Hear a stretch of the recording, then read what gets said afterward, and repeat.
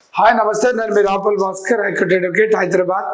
ముఖ్యంగా దేశవ్యాప్తంగా కొన్ని కోట్ల మంది డిజేబుల్డ్ పర్సన్స్ ఈ ఎగ్జామ్స్ రాసేటటువంటి విషయంలో రకరకాలుగా ఇబ్బందులు పడతా ఉంటారు.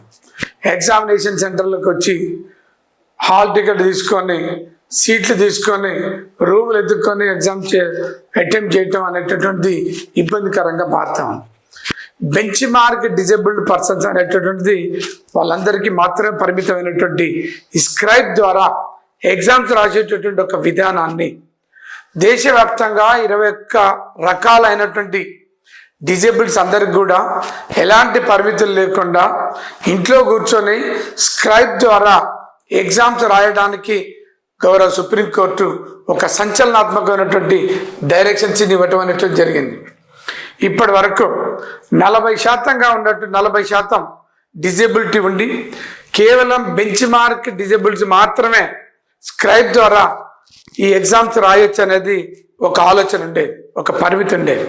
కానీ అట్లాంటి బెంచ్ మార్క్ డిజేబుల్స్కే కాకుండా మిగతా డిజేబుల్స్ కూడా ఎవరైతే 40% కంటే ఎక్కువ డిజేబిలిటీ పెరుగుద్దో, ఎక్కువ ఉంటుందో వాళ్ళందరూ కూడా ఈ స్క్రైబ్ ద్వారా, స్క్రైబ్ల సహాయంతో దివ్యాంగుల పరీక్షలు రాయవచ్చు అని గౌరవ సుప్రీంకోర్టు ఒక సంచలనాత్మకమైనటువంటి ఒక తీర్పుని ఇవ్వడం జరిగింది. మీరు ఎవరైనా డిజేబుల్స్గా ఉండి పరీక్షా కేంద్రానికి వచ్చి, లేదా ఎక్కడో మారుమూల ప్రాంతం నుండి పట్టణ కేంద్రాలలోకి వచ్చి ఎగ్జామ్స్ రాయాలన్నప్పుడు రిస్క్తో కూడుకున్నటువంటి అంశం. ఒక కాంచి ట్రాన్స్పోర్టు, ఒక కాంచి అటెండర్స్, ఒక కాంచి డబ్బులకు సంబంధించినటువంటి ఇబ్బందులు, వీటన్నిటిని అధిగమించడం కోసం స్క్రైబ్ల ద్వారా మీరు మీ ఇంట్లో ఉండి మీరు దివ్యాంగులు పరీక్షలు రాయొచ్చు అనేటటువంటి గౌరవ సుప్రీంకోర్టు ప్రత్యేకంగా ఒక మంచి ల్యాండ్ మార్క్ జడ్జిమెంట్ని ఇవ్వటం అనేది జరిగింది.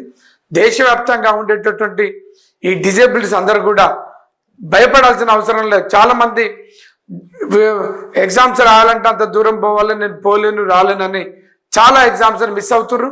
వీళ్ళందరికీ కూడా ఒక మంచి ఛాన్స్, దీన్ని ఉపయోగించుకోవాలని, అందరికీ షేర్ చేయాలని, ఉపయోగించుకోవాలని కోరుతాను. Thank you.